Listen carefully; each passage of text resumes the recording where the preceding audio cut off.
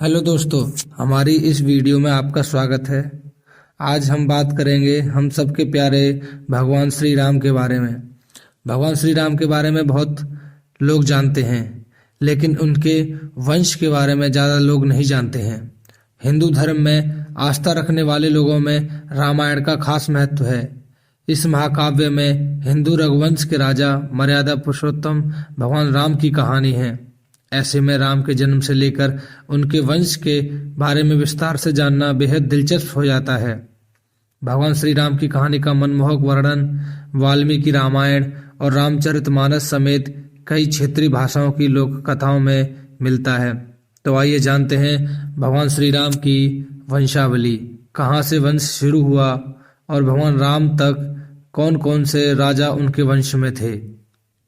इक्ष्वाकु वंश के गुरु श्री वशिष्ठ हुए थे, जिन्होंने इस प्रकार श्री राम की वंशावली का वर्णन किया। ब्रह्मा जी से मरीच का जन्म हुआ। मरीच के पुत्र कश्यप थे। कश्यप के पुत्र विवस्वान हुए।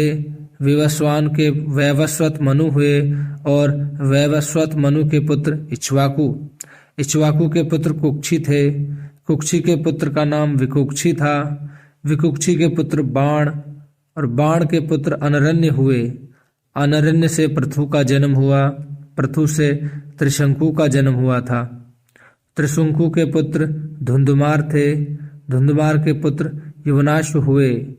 युवनाश्व के पुत्र मानधाता हुए और मानधाता से सुसंधि का जन्म हुआ। सुसंधि के दो पुत्र हुए, ध्रुवसंधि एवं प्रसेनजीत। ध्रुवसंधि के पुत्र भरत हुए। भरत के पुत्र असित हुए और असित के पुत्र सगर हुए। सगर के पुत्र का नाम असमंज था। असमंज के पुत्र अंशुमान हुए। अंशुमान के पुत्र दिलीप हुए। दिलीप के पुत्र भगीरथ हुए। भगीरथ वही राजा थे जो माँ गंगा को स्वर्ग से धरती पर लेकर आए थे। भगीरथ के पुत्र ककुस्थ हुए। ककुस्थ के पुत्र रघु हुए। रघु बहुत पराक्रमी और तेजस्वी राजा थे और उनका प्रताप अत्यधिक था, जिसकी वजह से इस वंश का नाम रघुवंश पड़ा। रघु के पुत्र प्रवृद्ध हुए। प्रवृद्ध के पुत्र शंखण। शंखण के पुत्र सुदर्शन हुए। सुदर्शन के पुत्र अग्निवर्ण हुए। अग्निवर्ण के पुत्र शीघ्रक हुए। शीघ्रक के पुत्र मरु। मरु के पुत्र प्रशुक्षुक हुए। प्रशुक्षुक के पुत्र का नाम अम्बरीश था।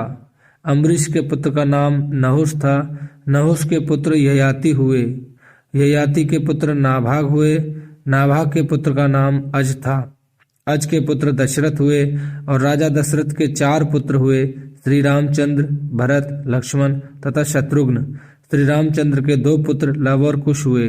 तो दोस्तों, कैसी लगी यह वीडियो? अगर अच्छी लगी हो तो लाइक करें, चैनल को सब्सक्राइब करें।